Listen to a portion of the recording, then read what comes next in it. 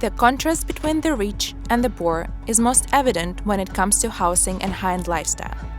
In these two categories, Hong Kong has regularly ranked #1 in the world in recent years. A quick tour around Hong Kong's wealthiest living quarters and luxury shopping districts reveals a level of affluence and sophistication probably unsurpassed anywhere else in the world. In sharp contrast to this, Hong Kong's poorest districts display abundant signs of poverty at the turn of almost every corner.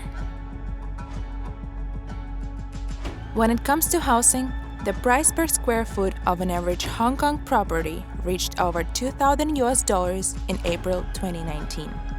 That doubles the prices in the rest of the world's most expensive cities, Singapore, Paris, and London.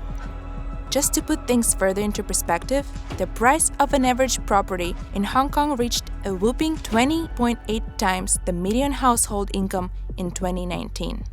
Yes, you heard that right. An average family, not just one individual, would have to save all of its income for over 20 years to purchase an average property in Hong Kong.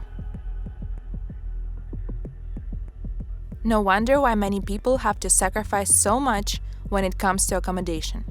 In 2019, more than 3 million people were living in some form of public housing, according to the Hong Kong government official statistics. That comprises almost 45% of the population in Hong Kong. The majority of those residents live in public rental housing accommodation. This is an affordable alternative for those lucky enough to be allocated a flat in one of the many public housing estates found in Hong Kong. On average, the size of these flats is around 323 square feet, and the average living space per each resident was 143 square feet in 2019.